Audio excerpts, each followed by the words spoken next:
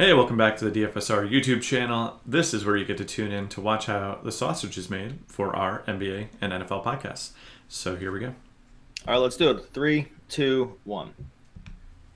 All right, you're back in the DFSR. It's an NBA podcast. It's Friday. It's December 7th. I'm Doug Norrie, that is. James Davis.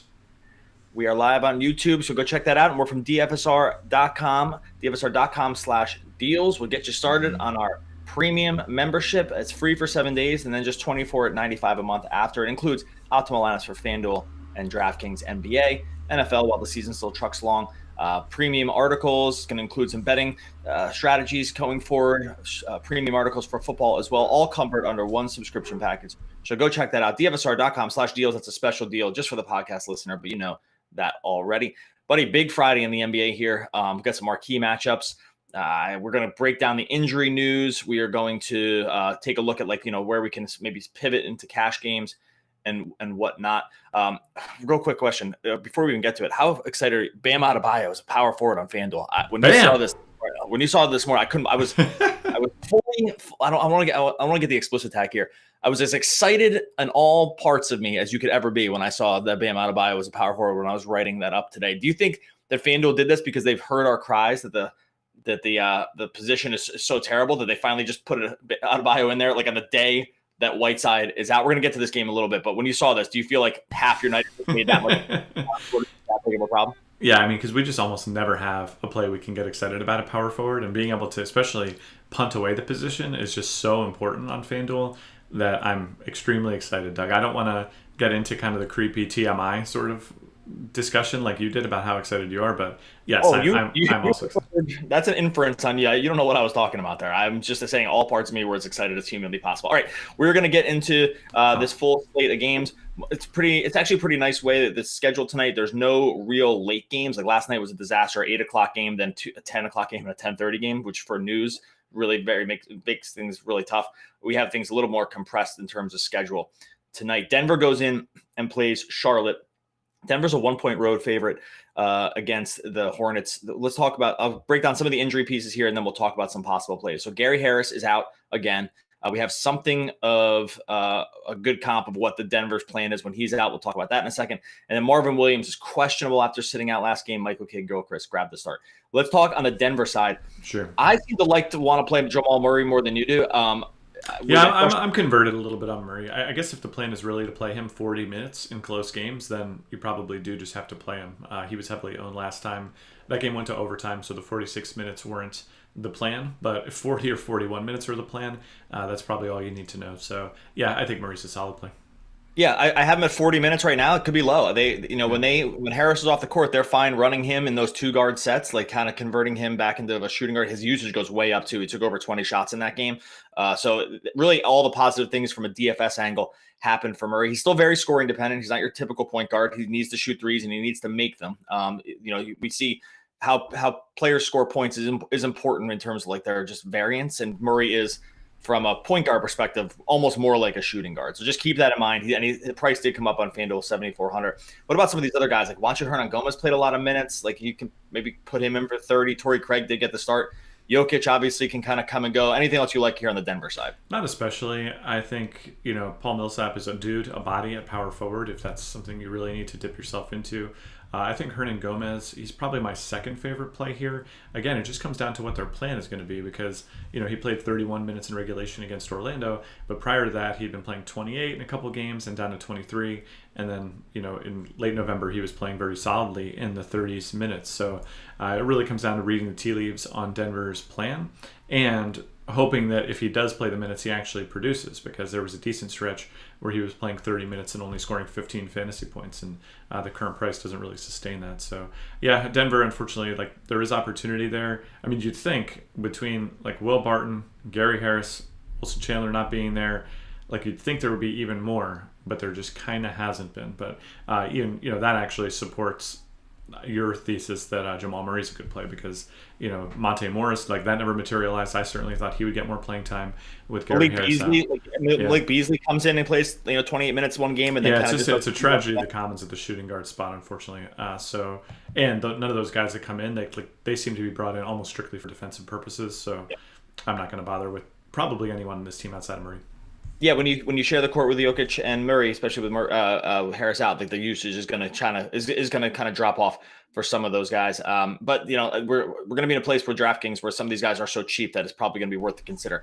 On the Charlotte side, I mean, from our system's purposes, Michael Gilchrist might be some combination of like Larry Bird and maybe like a little bit of Charles Barkley, and then like I don't know, a little Dennis Rodman too. Like our system just cannot stop loving this guy, especially like I have him at 24 minutes. He's the second highest points per dollar small forward on the slate. This is taking into, I'm saying points per dollar because I'm taking into account the salary here. I did look into it though. If he drew the start again, I think he ran a little bad on minutes. He did take 10 shots. That's no small feat for a guy like him to get 10 shots in when he's sharing the court with Kemba. If he got the start again, small forward is very weak. This is the other issue too. This is almost like almost power forward territory in terms of lack of player pool today. But thoughts on Gilchrist and anything else on the Hornets side? Yeah, I don't think I'm too high on Gilchrist. Almost starting for him, by my observation, seemed to be as much a curse as it was a blessing. Like the minutes didn't really go up. He played 23 minutes. He didn't seem to have the ball in his hands very often. I get that he wound up shooting, but the 16 fantasy points in just 23 minutes on a points per minute basis, that was dramatically less than any of his other games this season where he was coming off the bench and was a more active member of the offense. So I don't know. I mean, it's only a 1-game sample size. So like you said, maybe the plan for the minutes was to be a little bit higher. Maybe the plan was to have him, probably if he's going to shoot 10 times, the plan would hopefully for him to score more than 9 points. But I get why we might have to do it. Like if he winds up starting, I think probably 23 minutes is the floor in that instance. And I can't say I'd be thrilled about it either. Yeah, I mean, one thing that our system draws on for him a little bit is the defensive stuff. Like he can get blocks and steals. He has in the 5 games since he's been back, he has 5 blocks and 4 steals.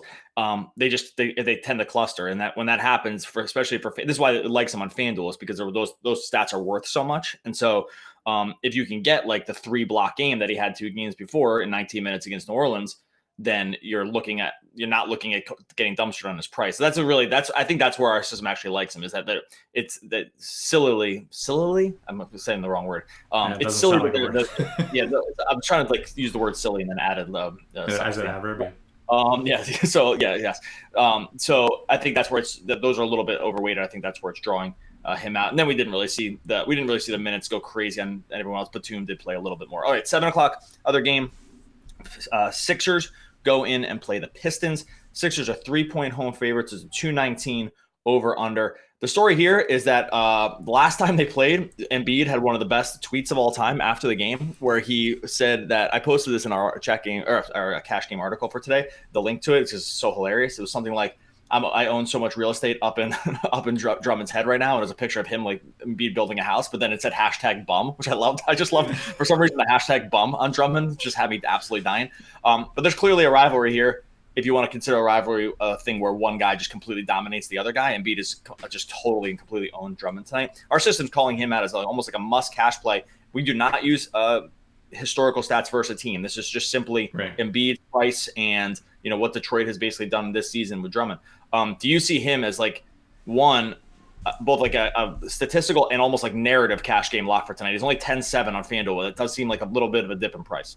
Yeah, it's unreasonably cheap. It's just based on a 4-game stretch where the minutes have been down a little bit and the production was down, especially in the Memphis and Toronto games. I just want to say that if the plan is to play Embiid 36 minutes a game. Like we've seen that in close games where he's not in foul trouble. There's no extenuating circumstances. He plays 36 minutes. At a price of 10-7, this is just simply too cheap. And I don't know why you would lower a guy like this by $500, $600 just based on a couple bad games. It just makes him, just almost forces him into the lineup. And yeah, Detroit on paper, about a league average matchup, essentially a league average pace, a league average defensive efficiency, maybe slightly above average in both of those categories. But it doesn't seem to matter for Embiid. Like he just, like you said, seems to own that real estate in Andre Drummond's mind. So I suspect he'll be back at it building another mansion tonight.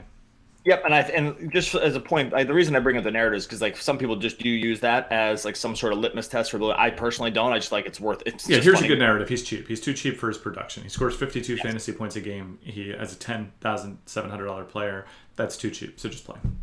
10-1 on DraftKings, pretty much almost a lock over there as well. The other guy that our system sort of kind of wanted to play here is Ben Simmons. Not a guy that we've been too high on in the past, just because with Butler coming over and the emergence of Embiid as the clear fantasy kind of dominant player, at times Simmons does take a back seat. He has not really exceeded this price, 9,100 on FanDuel. He's been in and around it for, I don't know, 5, 6, 7 of his last 10 games or something like that. Not getting the tough matchups, by the way, tough stretch of Toronto and Memphis sort of in a row. Yeah. The better stretch for him was when they went Brooklyn. Well, and he also lost his minutes against Washington and New York just because those games had weird game scripts. And yeah. I mean, on a big slate, this is not usually a guy that our system wants to draw out here, and it's kind of seeing it in terms of Simmons against the Pistons here. Could you see kind of pairing him and Embiid together here tonight? Yeah, I mean, playing Simmons doesn't really feel like I'm getting away with very much on this price tag. Like, I get that there's a decent stretch of him scoring 45 fantasy points, but I'd really want to ask myself if he's the best way I could invest a good portion of my salary, right? Look at some other options at point guard, try to figure out if that's a position I would want to punt away from, because even when he was playing, like, he will get 35 minutes a game, again, in close games, and then he scores about 5x on this price, and that's nothing terrible on a $9,100 price, but I feel like, you could just look up and down his game log over the course of the season. You have to really squint to see the games where you're just like, Ben Simmons was the reason you cashed on a given night on this price. Not every guy needs to be that way, but the more you invest in a player, the more you need from them, obviously. And the fact that he can get you 32 fantasy points, 35 fantasy points, or just wind up relying completely on Embiid. A lot of Embiid's buckets aren't assisted too, and that's not great for someone like Simmons. So yeah, I'm okay playing Simmons, but I wouldn't go out of my way to do it. I mean, a couple other injury notes here for the Pistons. They are going to be without Ish Smith and Reggie Bullock. It could mean more minutes for Langston Galloway. That guy can't see a shot when he's in this lineup, so I don't know if that you're getting away with anything there. I guess maybe possibly more minutes for Reggie Jackson that didn't really materialize last time because Ish left the game early. So there's some wing and point guard options possibly here for the Pistons. Our system just really isn't seeing, outside of Drummond and Blake, no one does too much on the basketball court for Detroit. I don't have a ton of interest in either of these guys. The Sixers are very good on defense as well, although the line does kind of ring in as close. Anything you like on the Detroit side? Yeah, not exactly. I think, Blake just seems to be about the right price, so you're only going to play him in great matchups. I don't think Philly represents that. I'm concerned about Blake's minutes too. Like, sometimes it's a game script thing, but sometimes they just decide to play him 31 minutes, and you hate to see it when you have a guy for 9,000 who, just might randomly get 10% fewer minutes in any given game. And like you said, on those wing spots, Langston Galloway is a guy who's just on the court. Reggie Jackson, it really hasn't mattered what else has been going on in Detroit. It was kind of weird given that Detroit was like really excited to acquire him. He just doesn't seem to be able to play more than 30 minutes in a game. Like, it just doesn't, and now these days it's down to like 27. So the old coach was excited to get him. Van Gundy was the one who was excited to get him. I don't think Dwayne Casey would have taken. I think it might just be a personnel issue. Now they don't have anybody else. But even Van Gundy was only playing him 30 minutes a game back then. So yeah. I think it hasn't really mattered. So now Detroit, big slate. It's not looking good for me here. I will say from a betting angle, this line started at 2.5, and if you were lucky enough to get it, I think that you would have been in a good spot. There, it's up to 3.5 for the Sixers. Our system does like them covering that 3.5 points. So there aren't a lot on a big slate. Actually, we're actually pretty much in line with a lot of the Vegas totals here. The Pistons. The points for giving the points on the Sixers side does seem like one way to possibly get some money. That's at the 3.5. I wouldn't be surprised if you saw that jump a little bit too. All right, let's keep moving here. Pacers go in. Oh, actually, one more thing. I just looked this up. Just a note on Jimmy Butler. Jimmy Butler's usage when he and Embiid are on the court together is under 20, 19.5. This guy is just not really part of the offense. JJ Redick has a higher usage than Jimmy Butler when they're all sharing the court together. So just a note about what's kind of going on with Butler since coming over in that trade. All right, let's keep moving. Pacers go in and play Orlando. Very low total here, 207, 2-point home favorites for the Magic. I don't know. I mean, Bojan Bogdanovic, I'm not seeing much on either side of the ball here. This very low total, like I said, 13 to 15 points lower than some of these other marquee games that we're going to talk about. When you see a total this low, does it kind of just signal to you that the DFS value kind of goes with the total, which is to say kind of off the table? Yeah, well, it doesn't. I mean, I think there's a number of different factors that relate to DFS value. One of them certainly is the total. The other one would be increased opportunity based on lineup changes, things like that. And I'm not really seeing either of those here. And Yeah, tight spread is another thing you kind of look for. So this game does have that, but I don't think it has enough else going for it. Oladipo's been out for a while, but Indiana's totally corrected in terms of prices there. The Tyreek Evans thing never materialized. Derek Collison's now expensive. Just, yeah, almost a full skip. I think you can dream on Bojan Bogdanovic's upside on minutes. Like, he's shown games where he can get up to 37, 38 minutes. He's completely scoring dependent among players that have scored over 500 fantasy points this season. He was something like fourth most reliant on just scoring to hit a fantasy value. So yeah, but small forward looks weak to me tonight. So like for big tournaments, and given the fact that there's really nice payoff options elsewhere, I think Bojan is totally a reasonable play. Oh yeah, I wrote him up because the position's a total disaster. And on the Orlando side, this team has been pretty much the same for a while here. Vooch obviously has had upside. This matchup, it does rate to be very slow. Sacramento goes in and plays Cleveland. 222 over under for this game. I believe that is it's the third highest of the day. Kings 2.5 point favorites over the Cavs. Let's start on the King side. This is a team that's shown the willingness to just run tighter rotations than they have ever in the past, and that's meant increased prices on a lot of these guys. It's also meant some really good fantasy production especially from some of their starters. Cleveland's basically the best matchup, or one of the best matchups you can get right now from DFS, simply because they're so bad on defense. They do play a little slower than you'd like to see, but the total's high. And we do have a good enough sample size to kind of know what we're getting here with the Kings. Anything you like on the Sacramento side? Yeah, I mean, we have a good enough sample to know what they're up to, but you also pay for it now. I mean, like Bogdanovich is $6,800 these days. That's just absurdly expensive. Buddy Hield just keeps getting jerked around. He was $8,000 at one point this season. He's down to $6,200 just on the back of extremely fluctuating minutes. De'Aaron Fox is kind of the same way. Like, he was very steadily playing mid-30s minutes. That hasn't really happened. So, yeah, I think you have a good matchup here. But for my money, I'm pretty much looking at this in terms of big tournaments only.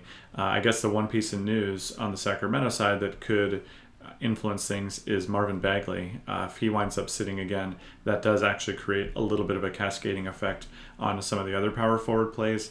A lot of people dreamed on Harry Giles last time around. That didn't totally happen, but he is a significant player in terms of both usage and minutes, and I think it's worth keeping it on. The Giles thing's crazy, man. I couldn't believe he didn't play at all. Like they gave Kuzos his minutes. I don't understand that. I mean, I guess they have a different. It's the Kings, dude. This is the Kings. I think they're trying. I think it's the Kings trying to win. It's very weird. I think they see Giles maybe as just too young. I think they want to win here, and Kuzos gives them that opportunity. It was very weird that Giles didn't play. And I'm with you that the Bagley thing does. Will jerk around some of those bench minutes, and also like guys like Bijalika, Bagley does eat into some of his run as well. So the Bagley news for a bench guy is important. I don't mind Hield. The minutes in the Phoenix game were crazy. They were just completely crushing Phoenix. So it's hard to take any minutes from that game and make any real determinations. What I like about Hield too this season, he's scoring more in slightly different ways. Like, he's getting to the basket a lot more. I looked at his shot charts last night, rebounding the ball pretty well too. If he can get hot from three, you do have a little bit of upside on this price. And like I said, Cleveland is bad on defense. Now, Cleveland, they're a team. They just have a bunch of these combo guards. It's a little hard to know exactly what's going on with Cleveland in terms of minutes, because they have a lot of guys, and I wouldn't call them all the same, but they just have guys like Clarkson, Burks. I'm going to throw Rodney Hood in that group. They have Cedi Osman. He's not really in that guard group, but they just have a bunch of these guys that will play minutes. Some are great on a fantasy points per minute, like the guards I talked about at the beginning. So other guys can just kind of disappear on you. I feel like there's something to be had here from this Cleveland side, and I just don't know what it is. Yeah, I mean, it's remarkable that this game has a 2.5 point spread, given that Sacramento is 12-11 and Cleveland is 5-19. And that's, I think, worth noting here, that Vegas still sees this as staying relatively close, I guess, given that the game's in Cleveland.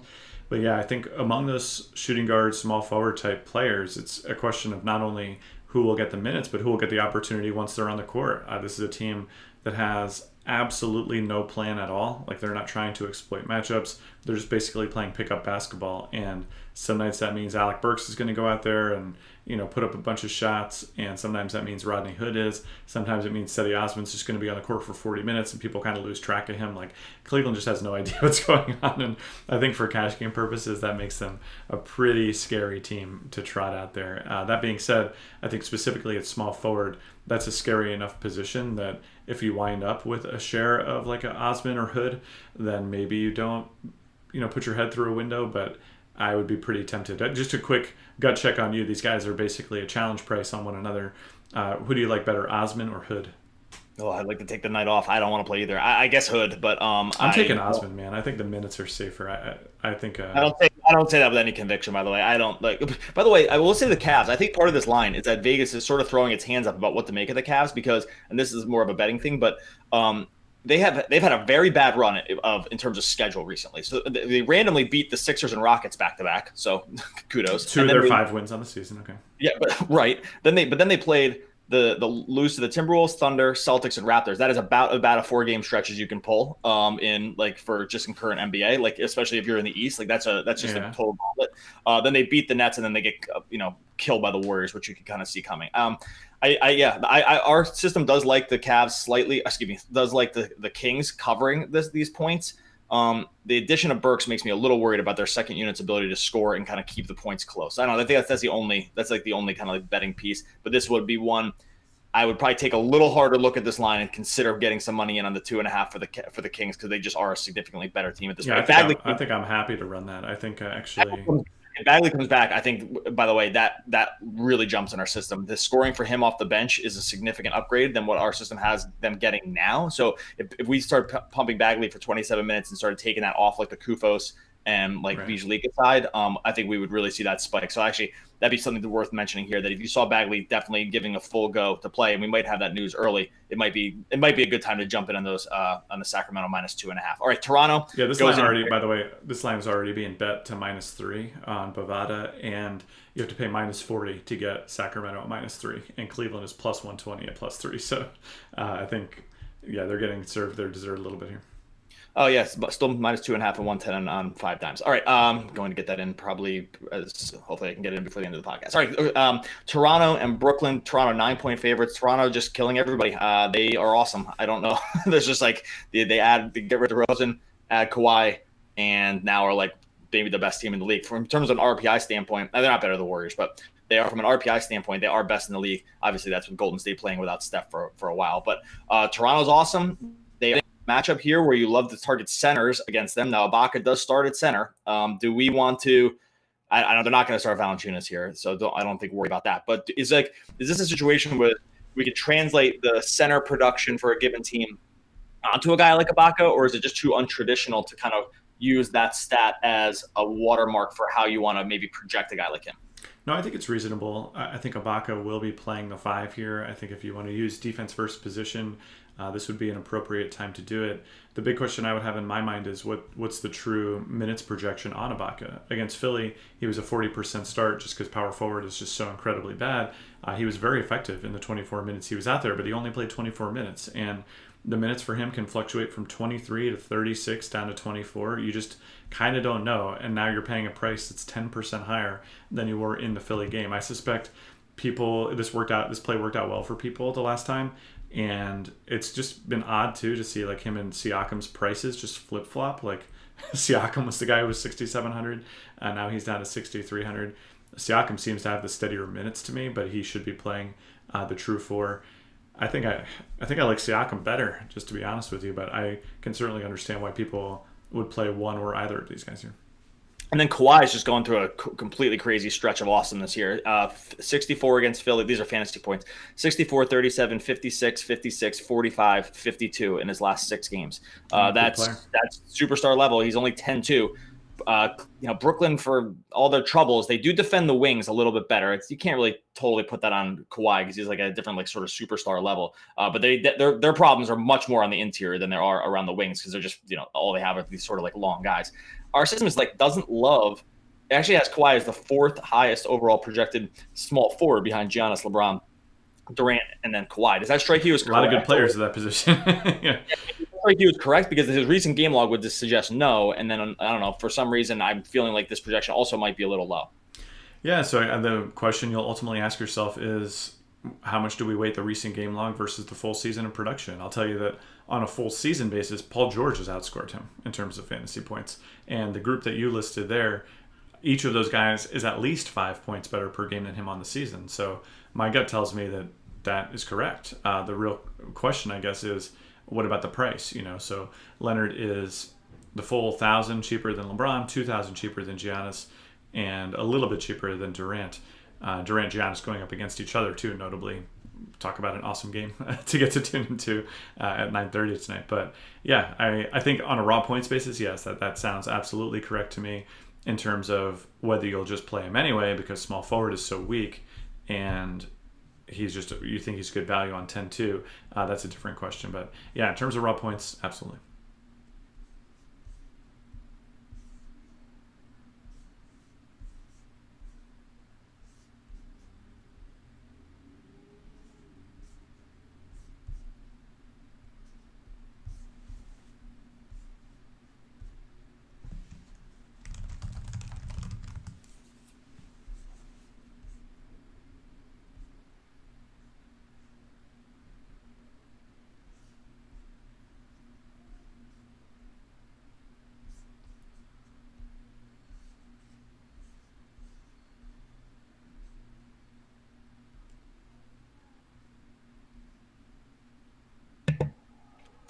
Had myself on mute there, so let's start that over again. All right, YouTube listeners, this is how the sausage is made. You got to see me click over to my GChat window to send Doug a message, and it's got this light shining in my face too. So sorry about that. We're still work in progress on the old video side. I'm going to start the part over after.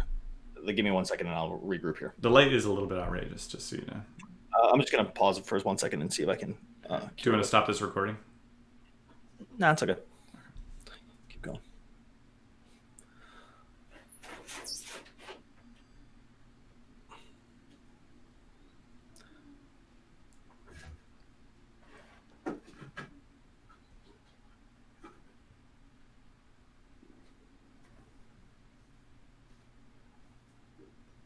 I'll be right back. You can keep it recording. This is how we can stop if you want, but I need 2 seconds. Yep.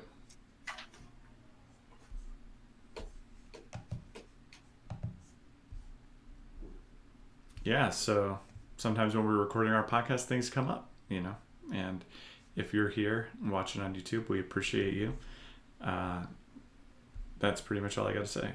So why don't we just sit here and I will keep reading and setting up on my notes. And if you want to track forward until you see Doug's lovely face return, that might not be the worst idea.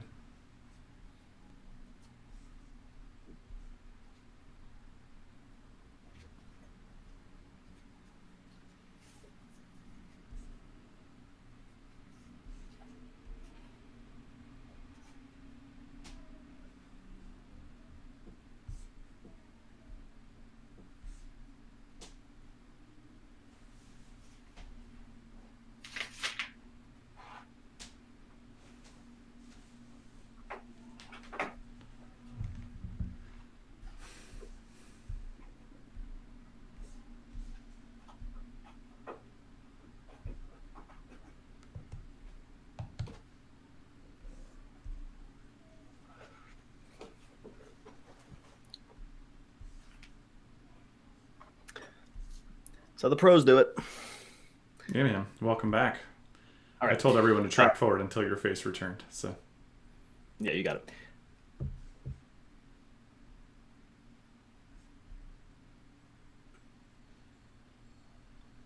Okay.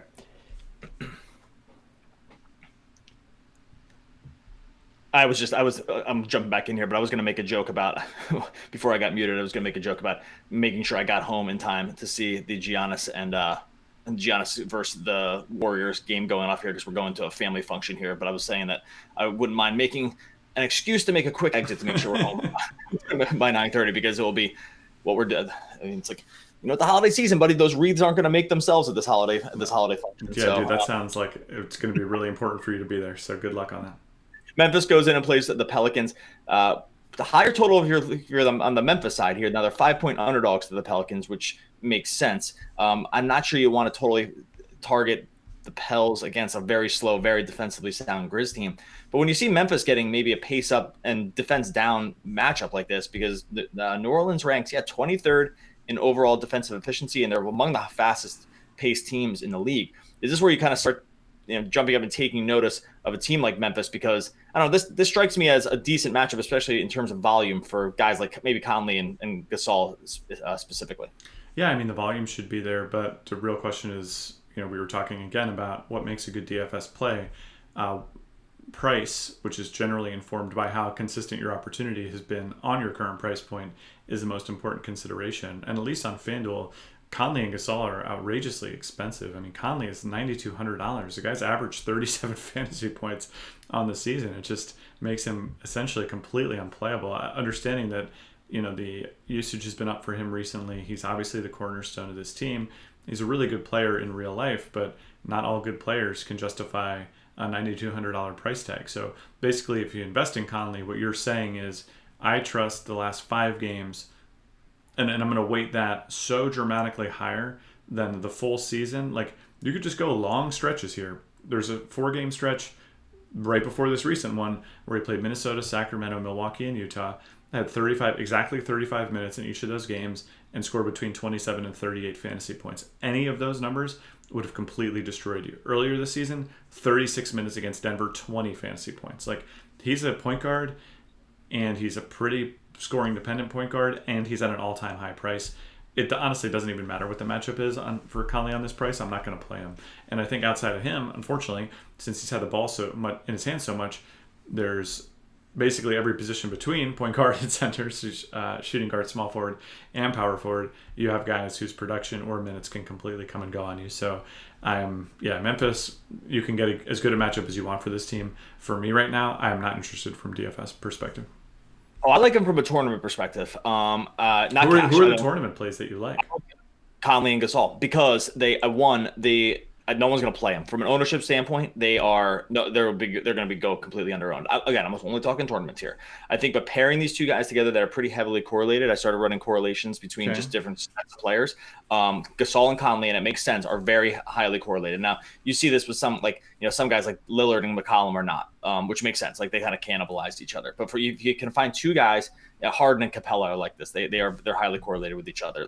Because typically you're going to get when one gets minutes, the other gets minutes, so that helps. One can feed the other one in terms of just overall fantasy scoring, and no one's going to play it. And we have seen at times, 50-point upside from both in the same game. So I can see it for Gasol. With Conley, basically, if you play him at 9,200, you need him to have his best game of the season for you to even have a chance to do well in big tournaments. And I mean, I guess I take it back. There's 2 games where he had more than 50 fantasy points, but even if he gets you 52 fantasy points, you're not like going to guaranteed win a GPP, and that would be his 3rd best game on the season, So I don't know. I guess I'm just not as high on him here. Yeah, it's not that I understand, and this will be the last point I make this, but I'm not high on them from a overall raw points. I think they're safe plays. I just think that their ownership on them will be very low. We've seen it from them in the past, and there are scenarios where this game stays close and they do play a lot of minutes. I think that, and that's in the end what you're looking for from GBP is that kind of raw point upside, and I think that they both have it. And raw point upside combined with that, they're just going to have 5% or lower ownership in GPPs would be my guess, something like that. Just because again, like you mentioned, the price points are so high. On the Pelican side, this is such a pace down matchup against such a defensive team. I'm not sure if we like anything here, but maybe you see something I don't. No, not really. Bad matchup. Fair prices on these guys. I'm not going to play any Pelicans. OKC goes in and plays Chicago. OKC 8.5-point favorites. We've seen Russ just do Westbrook things. He's averaging well over a triple double over the last 5 games. He's right at a triple double for the season because he just got to 10 rebounds per game. No, 10 assists per game. He was up over a little bit over on the rebounds. This is a good matchup against Chicago. I'm going to talk about the Chicago side in a second, but we saw high ownership out of Westbrook, but even higher out of Paul George the other day. He's been a guy that people really wanted to play in DFS, and they got paid off if you played him the other night because he went completely off against Brooklyn. Good matchup against Chicago. Could you see people stacking these 2 guys again? I could see it. I still wonder about Paul George just a little bit. I think he actually was a really good play against Brooklyn, and we probably just whiffed on that. He was cheaper in that matchup than he is now, and he was very heavily owned and was completely incredible. And it really looked, the thing I liked most about it is that Westbrook, in chasing those 17 assists, was just dishing to George possession after possession after possession. And it was almost like when you go to play pickup basketball and there's those 2 friends that show up together and they're both really good, and then they just ignore the other 3 guys on the team. That's certainly what it looked like in OKC last game. And yeah, I could see that repeating itself here. Chicago, pretty poor defensive team. Again, I'm in a position where my gut wants to take issue with the spread here. It seems like OKC I like them better than being 8.5 point favorites here. I haven't even looked at what the system thinks, but my gut tells me that a 16-7 team that's fully healthy against a 5-20 team that has some injury issues is like probably going to win by a lot of points, and I would be somewhat concerned about the blowout. But I mean, we saw OKC take the other role. They were getting blown out in Brooklyn before roaring back, so maybe you just can trust it and you can run these guys. I will say that, between Westbrook and George, I would prefer Westbrook, even though I do think both are playable. We're in terms of our system, we are within a point on both totals, so we're like right Okay. on this Vegas line. So it's not really seeing any value in the 8.5 at all. Fair enough. Part of that is because Chicago getting Lauri Markkanen back does add an additional scoring threat to their starting lineup outside of Levine, and that had been sort of an issue in terms of like them getting up scoring. Markkanen came back into the starting lineup for Parker, put up the most shots on the team, which I think is a good signal that we're getting away from the Levine Chuck Fest. Like, just guys, one of the worst basketball players in the world to watch. Is just terrible. Like, just terrible shots, chucking time after time. It is nice to get Markkanen back. That is a dramatic improvement for them. And I think our system is kind of picking up. And the word right now, too, I guess, is that Dunn and Portis both have a chance to play tonight, too. So maybe I think they're both doubtful to play. I think the last Dunn is out and Portis is doubtful. So was the last news. I don't think either of those guys will play a lot too. But even if they came in for 20 minutes, like Chicago's playing some true atrocities with those extra like 20 to 40 minutes, and Dunn and Portis are at least credible NBA players. So any minutes you get of those guys would be an improvement, Oh yeah, Dunn. He's not going to play, but when he does come back, and you do need to take up their defense, he's an excellent defender, and that's something they're really lacking around the perimeter right now. But like, he's not going to play tonight. I don't mind the price on Markkanen. If the plan is to have him just be the focal point of the offense, you are getting him at 6,700. He could be like more like on FanDuel a $7,500 player. Now, this is not a good matchup because OKC is very good on defense, but I do think we're buying still a little bit cheap on Markkanen. He played a lot more minutes than I thought he was going to play game after game, game over game, considering he had been out for so long with the injury issues. But if the plan is going to tick him up to be 33 or 34 minutes a game, then we're probably buying a little low. And we might have one more game in him where we can get value if he's going to take 20 shots a game. All right. LA goes in and plays the Spurs. This is on the home and home, I believe, because I believe they just played each other. I thought I had this queued up, but I don't. Spurs are 1-point favorites. They've looked bad. Their defense is bad. Everything about them looks bad. I don't really know, except for like DeRozan being able to score. Rudy Gay put up a big game against the Lakers the other day. But what are your thoughts here? San Antonio is not a team that we've in the past, and when I say past years, wanted to target from a DFS perspective. But this game is a 226 over under. And the Spurs are just not good on defense. Like there's really no other way to put it. They're second to last in defensive efficiency this year, which is they're worse than Phoenix right now by a tenth of a point. But thoughts on the Lakers? The one injury news here is obviously Brandon Ingram is hurt. I went off for a long time. What are your thoughts on this game? Yeah, I mean, we just saw them play each other 2 days ago, and we saw LeBron just dump all over them for 61 fantasy points in 39 minutes. And we saw like Aldridge, he was a guy we ran out there just because we were sort of out of options at power forward. He was only okay. Gay was they left him out on the court a ton to, I guess, try to match LeBron's scoring, even though he could do legitimately nothing defensively. But he was excellent in that game too. So, yeah, I think there's things you can key in on in this matchup. We did see, both teams try to win the game, and that sounds like a weird and obvious statement, but it matters in the current NBA. Like they were because sometimes teams just don't try. But DeRozan paid his price. I think this matchup will end up being very, very DFS relevant, even though it didn't have a lot of exposure in cash games. So in a big slate, once again, I guess you'd have to ask yourself, was it luck, or was there something to the fact that DeRozan, Gay, Aldridge, LeBron, that these big names did play a lot of minutes and produce pretty reasonable totals? Or do we think that we're just in store for a repeat? Because if we are, then you probably should pay attention here.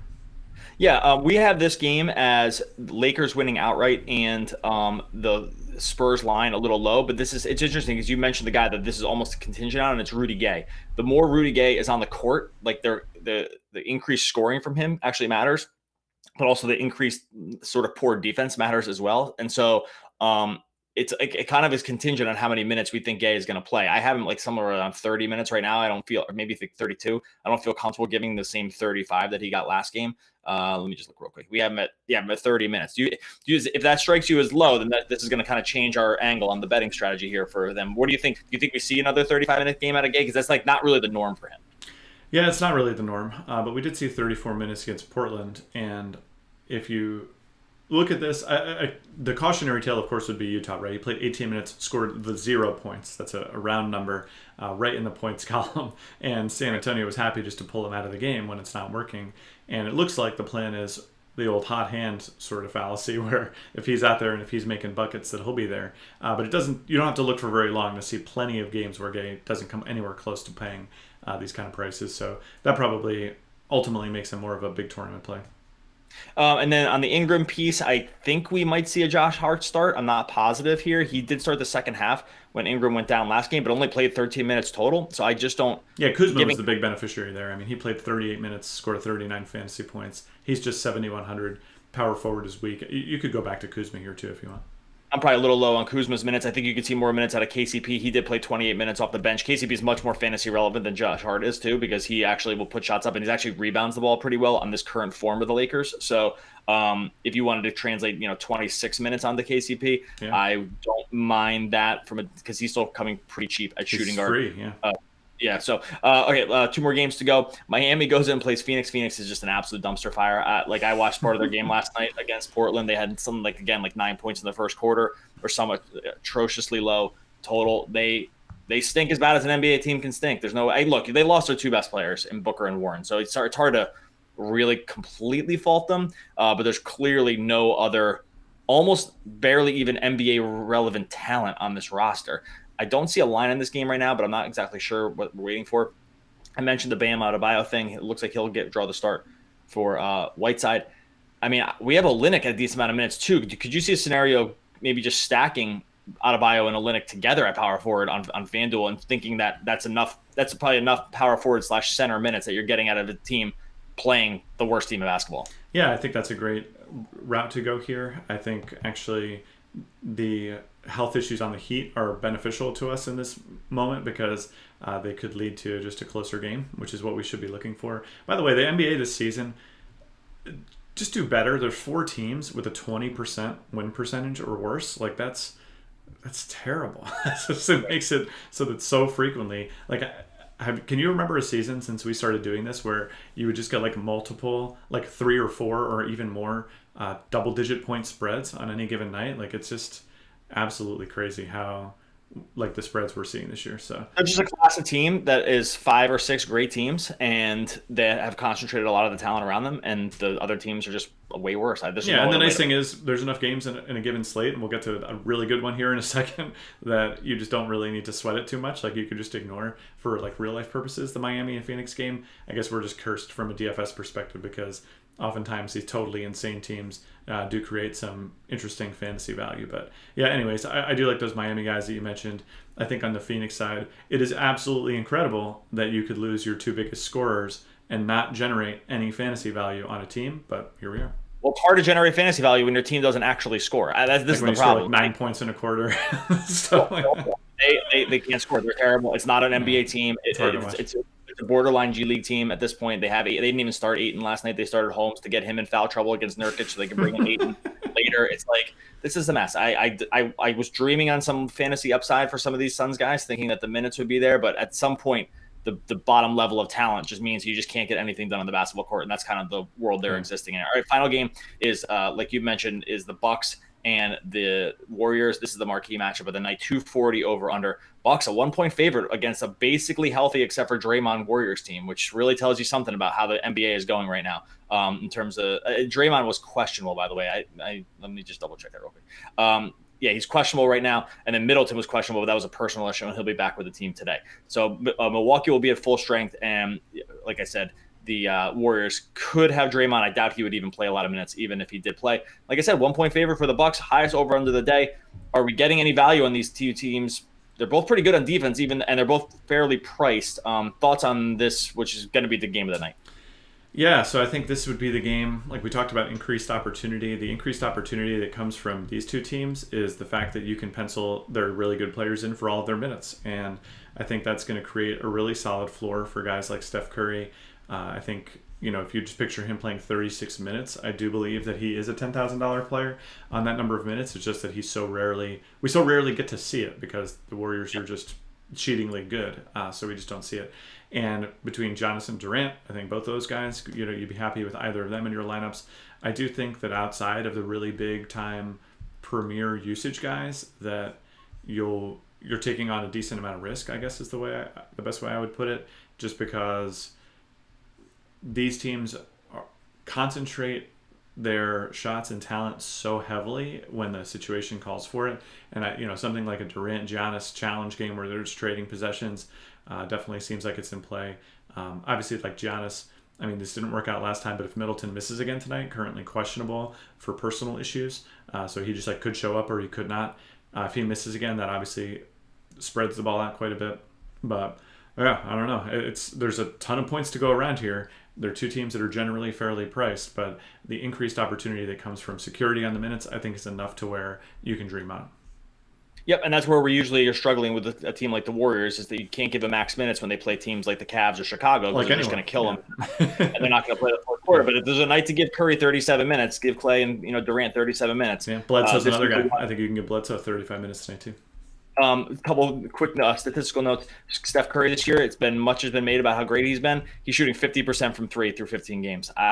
This is just solid player. Completely rarefied air. This guy was already like the greatest three-point shooter of all time, and now he's just up from 44% for his career up to over 50. You have to think it's going to come down at some point, but man, maybe not. Maybe we just see a season where this guy can just sustain this thing. If there was a guy that you think could just break the 4-minute mile or whatever it is in terms of just being able to shoot from three, Curry does seem like the guy. And also, final note, terrible job whoever covers the Bucks. Middleton was away from the team all day the other game and was not ruled out till 30 minutes before game time or something like that. I just don't know how in the current NBA we're still having reporting issues like this. The guy wasn't even there, not a shoot around, wasn't there in the stadium. Nobody notices. And then 30 minutes before game time, when they're doing warm-ups, I guess someone says hey, where's Middleton? Oh, okay. And now he's out. They should hire you, dude. I've always said you would be one of the best Bucks beat writers, and I currently don't understand why you're not out there, but I appreciate that. Maybe you can throw them. Just so you know, the Curry stat too, by the way, shooting 52% from the floor with his shot, just where he shoots from, it is to the point where it kind of breaks the rules of the game. It is just to fan out for a second here, it kind of ruins the game for everyone when someone can make half the threes. When they made the 3-pointer up, they didn't picture that anyone would ever be able to make half of them and shoot 10 a game. If you just, and by the way, it's just the other thing, this is another one of your favorite arguments, but just go ahead and put Curry on the 87 Lakers and just watch what happens, because all the people that are I still think the 87 Celtics are one of the best teams of all time. Fuck out of here. I'm gonna guess. Well, again, the Warriors would beat the Warriors would beat that team by 50 points in the first game that they played. They would beat them by 50. That's the bullshit or all that other stuff, or the sissy rules. I know this always comes up in our chat. Whatever. Shout out to everyone knows who they are who says stuff like this. This team would just absolutely and utterly destroy these teams. All right. Anyway, this is the argument for a different day. It's not even an argument. It's when it's just an obvious statement. Yeah. Yeah, it's exactly. All right, we're going to get out of here. DFSR, you got me all fired up now. DFSR.com will get you started. DFSR.com/deals will get you the podcast listener that discounted rate to our premium product. Optimal lineups for FanDuel and DraftKings NBA, NFL, premium articles, premium chat, which our users really love in there, kind of just talking sports all night long. Go check it out. DFSR.com/deals, free for 7 days, and then just $24.95 a month after that discounted rate for the podcast listeners. Buddy, enjoy what should be an amazing night of NBA on Friday here. And we'll be back talking basketball next week. And we're also over to do our football podcast for this week's game-by-game breakdown. So go check that out as well. Enjoy your Friday night.